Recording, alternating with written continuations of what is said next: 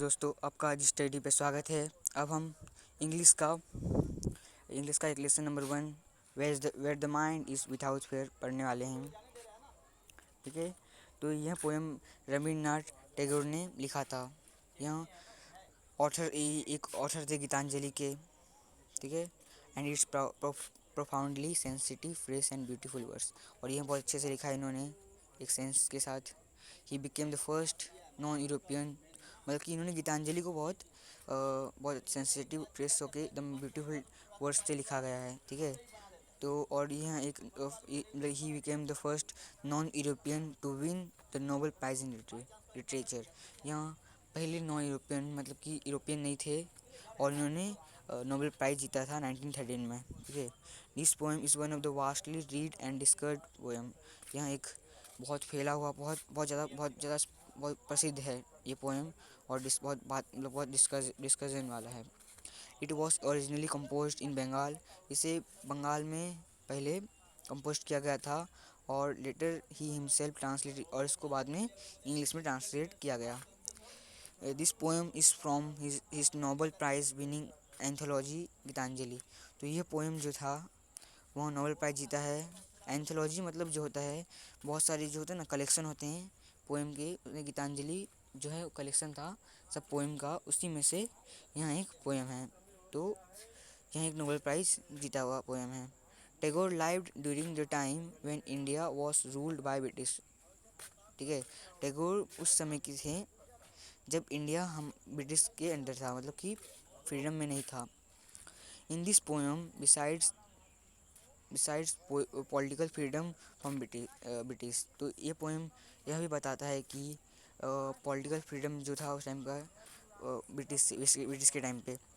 Tagore also appeals to God for social, educational and economic freedom for the people of India। Tagore appeal करते हैं भगवान को कि हमें सोशल, मतलब कि सोशली, एजुकेशनली मतलब नॉलेज के लिए, और इकोनॉमिक मतलब कि इकोनॉमिकली फ्रीडम, धन के लिए, मतलब ऐसा कुछ प्रॉब्लम नहीं होना चाहिए, कॉमर्शियली मतलब for the people of India, India के लिए, ये सब के लिए फ्रीडम चाहिए हमें। तो इसी के लिए भगवान से इन्होंने अपील किया था। तो बात करते हैं, अभी शुरुआत करते हैं पोएम का। तो देखिए, ये सब जो है ग्लोसरी में आप लोग इसे पढ़ लेना, अच्छे से बताया है इस ग्लोसरी में। ठीक है, तो अभी और ये कुछ टेक्सचुअल क्वेश्चन हैं और एक्स्ट्रा क्वेश्चन, ये सब भी पढ़ लेना, बस पढ़ लेना, याद मत करना। अभी शुरुआत करते हैं। तो where the mind without fear, where is the mind without, where the mind is without fear and head is held high, where knowledge is free। एक ऐसा ऐसा एक ऐसा जगह होना चाहिए, ऐसा एक सोच जहाँ कोई फियर को, हाँ कोई डर ना हो, और सबका जो सर है, सबका जो हेड है वो एकदम ऊंचा खड़ा रहना चाहिए। कोई झुका हुआ नहीं रहना चाहिए, किसी को डर नहीं रहना चाहिए कि वो लोग झुका है। और वेयर नॉलेज इज़ फ्री, और वहाँ पे नॉलेज फ्री रहना चाहिए। एक ऐसा इंडिया हो, ठीक है, इंडिया के बारे में बात किया तो इंडिया हो, या पूरी वर्ल्ड हो। ठीक है, वर्ल्ड में हर जगह ऐसा ना हो जहाँ पे सब कुछ नॉलेज के लिए फ्री रहना चाहिए, मतलब कि वैसा फ्री नहीं कि उन्हें कोई जाति वाति कोई डिवीज़न ना करे। ठीक है, तो मीनिंग देखते अच्छे से इसमें। A world is where mind can work fearlessly and the spirit remains unburdened by society. ठीक है, वही कि जो माइंड है, एक ऐसा वर्ल्ड हो जहाँ माइंड बिना fearlessly, मतलब बिना डरे काम कर सके, और एक जो शक्ति है वह सबके सामने, मतलब कि जो हिम्मत है वो सोसाइटी को देख पाए कि एक सर जो होता है झुका ना रहे, ये मतलब हुआ। A world is where everyone can access knowledge and get education without worrying about caste, creed and religion। ठीक है, एक ऐसा वर्ल्ड हो जहाँ सबको नॉलेज मिले, ठीक है, और सबको एजुकेशन मिले बिना उसे कास्ट, क्रीड और रिलीजियस के बारे में, मतलब कि बुरा ना कहे। ठीक है,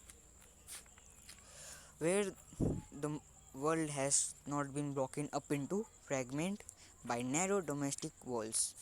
एक ऐसा जहाँ पे ऐसा वर्ल्ड हो जहाँ पे कोई डिवाइड ना हो, कोई फ्रैगमेंट, मतलब टुकड़ों में बटा हुआ ना हो, बाय नैरो डोमेस्टिक वॉल्स। ठीक है, मतलब कि क्या बोलते हैं, जाति वाति जो होता है उस चीज़ से ना बटा हुआ हो, ऐसा एक वर्ल्ड होना चाहिए। ठीक है, तो ऐसा एक वर्ल्ड बने इसकी heavenly abode wherein person can speak his heart and mind freely without fear of bad consequence, where person not divide into narrow minded belief। ठीक है, तो एक ऐसा स्वर्ग ऐसा जगह होना चाहिए जहाँ सब अपने दिल से कहें, बिना कोई डरे, कोई बिना बुरी सोच से। ठीक है, और जहाँ पे पर्सन्स जो हैं कोई भी जाति वाती जैसे छोटे छोटे बात से कोई चीज़ को किसी को डिवाइड ना करे, किसी को ऐसा अलग ना करे। ठीक है, अब बात करते हैं where the world come out from depth of truth, where tireless driving stages it arm toward perfection. ठीक है, तो एक ऐसा वर्ल्ड हो जहाँ सब सच बोलें, सबके अंदर एक सिंसेरिटी हो, सब सच बोलें। और इंडिया, और मतलब कि हम इसे एक इंडिया ऐसे विजुलाइज करें कि ऐसा इंडिया हो जहाँ एपिटोम ऑफ परफेक्शन, जो परफेक्शन के लिए काम करे। ठीक है, एक परफेक्ट करे अपने इंडिया को, और अपने पूरे वर्ल्ड को मैं बात करूँगा कि परफेक्शन जैसे परफेक्शन करे। और एक कंटिन्यूस एक जो फ्रूट है, मतलब कि जो फल होगा उस कंटिन्यूस एफर्ट का और हार्ड वर्क का, वो अच्छा हो। ठीक है, where the clear steam of reason has not lost its way into daily result of dead habit. ठीक है, तो क्या बोला गया यहाँ पे कि जो क्लियर स्टीम ऑफ रीजन, मतलब कि जो कंट्री मैन हैं वो लॉजिकली सोचें सब कुछ। ठीक है, और उनके पास एक क्लियर परसेप्शन हो, एक क्लियर रीज़न हो सब चीज़ के लिए। ठीक है, और पोइट ने कहा है कि एक ऐसा वर्ल्ड हो जो मतलब कि ना, मतलब कि ऐसा न बताए कि मतलब कि आउटडेटेड कस्टम, मतलब कि जो होता है कि छोटे छोटे जो होते हैं ना कि ब्लाइंड सुपरस्टिशन, जिसकी बोलते हैं ना कोई कि काला मिर्ची मत लगाओ ये सब, तो उसे ही जिसकी मतलब कि अंधविश्वास जो होता है वो सब, कि अंधविश्वास ना हो, इसके लिए कोई सा रीज़न ना हो कि मतलब कि जो कस्टम होता है इसकी बोलते हैं ना परंपरा, कुछ कुछ फालतू फालतू होते हैं, तो वो सब के लिए उन्होंने बोला कि इस पर कोई रीज़न ना हो, पूरा रीज़न ना हो। ठीक है, where the mind is led forward by thee into ever widening thought and action. तो ऐसा एक सोच है, एक ऐसा माइंड जो है एक लेड हो, एक हमसे चले। ठीक है, अपील्स टू द गॉड से कहना चाहते हैं पोएट की एक कंट्री जो है एक स्वर्ग जैसा हो, और इसे कौन, मतलब कि यू मतलब कि भगवान को चलाने के लिए कह रहे हैं कि आप इसे ऐसा लीड करो, मतलब ऐसा चलाओ, they individuals experience freedom in the trust sense, मतलब कि ट्रस्ट के सेंस एकदम सच्चे सेंस में समझ सके, और वहाँ पे प्रोग्रेसिव थाउट जो है वो एक्शन में, जो उनकी प्रोग्रेसिव थाउट एक अच्छे से सोच हो, वो एक दिन एक्शन में बदल सके। जैसे कि हमारा इंडिया एक टाइम पे मतलब उतना डेवलप नहीं था, लेकिन हमारी जो सोच थे उससे आज इतना डेवलप हुआ है। तो यही कहा गया है, तो ये भगवान से ही कह रहे हैं। अभी into that heaven of freedom my father let my country awake. तो इसमें क्या कहा गया है कि यहाँ एक ऐसा फ्रीडम, एक ऐसा हेवन ऑफ फ्रीडम, मतलब कि एक स्वर्ग हो जहाँ एकदम आज़ादी हो, ऐसा स्वर्ग की ऐसा आज़ादी हो। माय फादर मतलब भगवान को बोल रहे हैं कि my father let my country awake, मेरे कंट्री को जगाओ। ठीक है, जगाओ कि वह इस आज़ादी पा सके। तो प्रेज टू द ऑलमाइटी, मतलब कि सर्वशक्तिमान भगवान से कह रहे हैं कि कंट्री को जगाओ, उनको जागरूक करो, और such an ideal evade of freedom, अपनी आज़ादी के लिए। ठीक है, थैंक यू। तो समझ आया होगा तो कमेंट करना, और नहीं समझ आया होगा तो बोलना, मैं फिर से इस वीडियो को बनाऊंगा। और 10th वालों, आपके लिए और भी वीडियो बनेंगे, ज़्यादा वीडियो आपके लिए बनेंगे, क्योंकि आपका सिलेबस कवर करना बहुत ज़रूरी है। और अभी कल से ग्रामर के वीडियो बनेंगे, क्योंकि पोएम के लिए ग्रामर थोड़ा इम्पोर्टेंट होता है, तो ग्रामर समझ आएंगे तो अच्छा होगा। ठीक है, तो देखिए यहाँ पे टायरलेस स्ट्राइविंग मतलब continuous effort and hard work, ठीक है। जो टायरलेस स्ट्राइविंग था उसका मतलब ये होता है कि कम मतलब ये एफोर्ट्स में कंटिन्यूस एफोर्ट्स होते हैं और हार्ड वर्क होते हैं वो सब। स्ट्रेचेस इट आर्म्स मतलब कि ऐसा एम्स, जो कोई एम होगा उस पर गोल पाना। क्लियर मतलब ट्रांसपेरेंट। स्ट्रीम मतलब अ स्मॉल नैरो रिवर, एक छोटा सा रिवर। रीज़न मतलब कि ऐसा जो एक ऐसा माइंड का पावर हो जिससे कोई लॉजिकली सोच सके, कोई चीज़ का लॉजिकली जवाब दे सके, ठीक है। अभी ड्रेरी मतलब होता है डिप्रेसिंग, डल एंड ब्लिक और रिपीटेटिव, मतलब ऐसा कुछ डल मतलब कि बुरा और बहुत ऐसा बार बार बोलने वाला, रिपीट होने वाला चीज़, ठीक है। धुंधला ऐसा कुछ।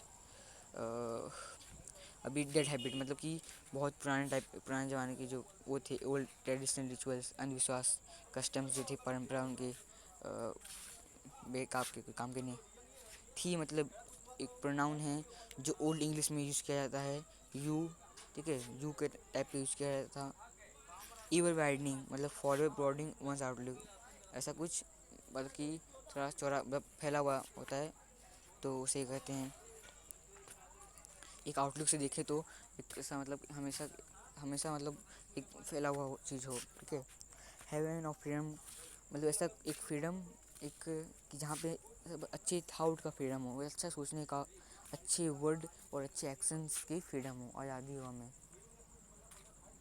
अब बात करते हैं अवेक। अवेक क्या होता है मतलब कि वही जगाना स्लीप से। फ्रैगमेंट्स मतलब स्मॉल पार्ट जो टूटा हुआ हो या किसी चीज़ से जुड़ा हुआ हो, ठीक है।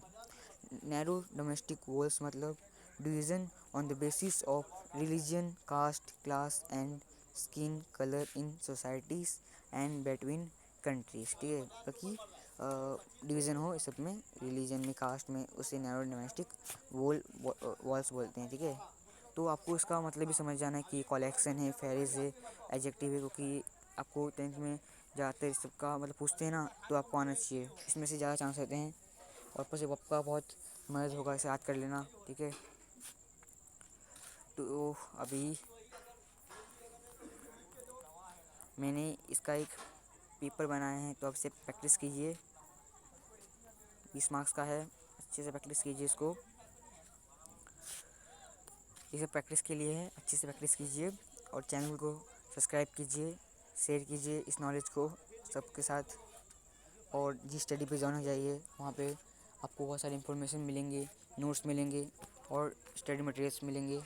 तो आपके लिए कल से बहुत सारी वीडियो बनाने की कोशिश करूँगा, कि मुझे खुद को भी पढ़ना होता है, ठीक है। तभी भी मैं आपको बहुत सारी वीडियो बना के दूँगा, चिंता मत कीजिए।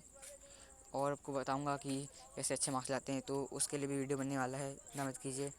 आप बस कमेंट कीजिए आपको कैसे कैसे वीडियो चाहिए, ठीक है। Thank you. इसका मैं PDF डिस्क्रिप्शन में